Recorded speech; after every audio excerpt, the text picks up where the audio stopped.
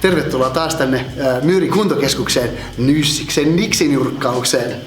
Tällä kertaa me poraudutaan oikeaoppiseen reiden ojennusliikkeeseen. Eli meillä on tässä reiden ojennuslaite. Tässähän voi toki tehdä tämän liikkeen käyttämällä näitä kahvoja ja käyttämällä kropan liike-energiaa ja dynamiikkaa mukana, että saadaan enemmän rautaa ja enemmän toistoja tehtyä, mutta nyt näytetään se ihan oikeaoppisesti, niin kuin kirjaviisaat sanoo niin kuin ihan kirjaoppineesti, että miten se liike tehdään oppikirjan mukaan. Ja tässä on omat muutamat pienet nyrkkisäännöt,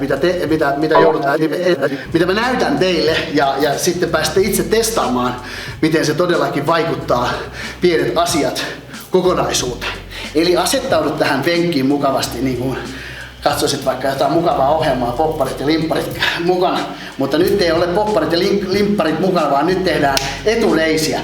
Ja tärkeää tietysti saada tämä penkin asento oikeaan kohtaan, eli niin, että se pehmuste osuu just tuonne nilkan taitteeseen tuohon noin, että saadaan semmoinen sopivan hyvä kohta sinne. Ja vältetään sitä, että ei oteta näistä kahvoista kiinni, vaan pyritään se tekemään, ja me halutaan tehdä tämä nyt nimenomaan etureisille, puhtaasti eristävälle etureidet. Ja se tarkoittaa sitä, että me ei oteta täältä kahvoista kiinni ja haeta sieltä voimaa siihen liikkeeseen, vaan pyritään nyt tekemään se niin paljon etureidillä kuin mahdollista. Ja se tarkoittaa sitä, että me ei oteta kahvoista kiinni. Ja toinen erittäin tärkeä huomio, nilkat. Nilkat on oltava rentoina.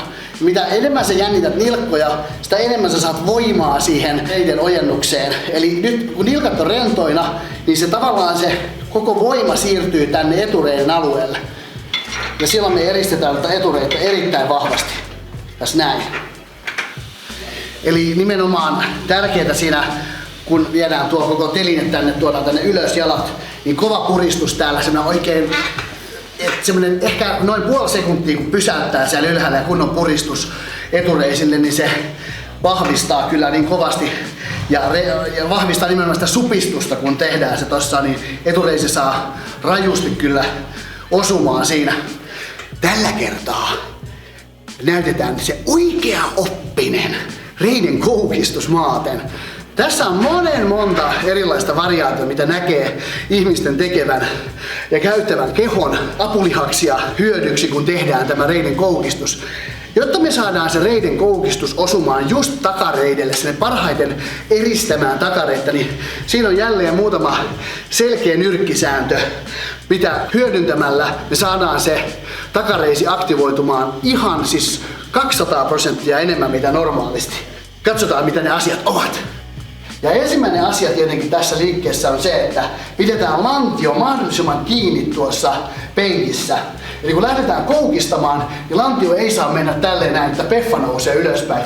Sen näkee yleensä aina ensimmäisenä, että käytetään sitä peffan voimaa. Reiden koukistaja aktivoituu siinä kyllä, mutta käytetään tavallaan niin kuin koko alakehoa hyödyksi siinä. Ja silloin se on tietysti osittain pois sieltä takareideltä.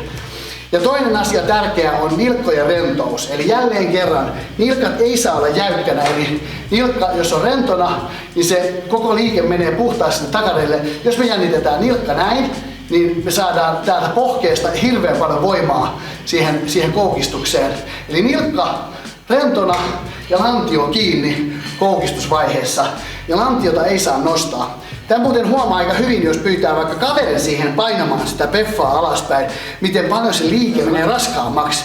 Eli kun siinä on joku painamassa sun lantiota alaspäin, niin tällöin tapahtuu se, että se liike menee raskaammaksi, koska takareisi joutuu tekemään enemmän töitä.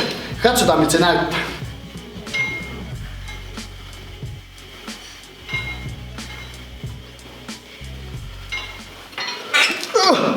Tällaista tällä kertaa.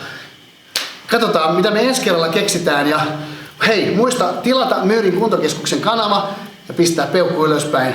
Nyssis out!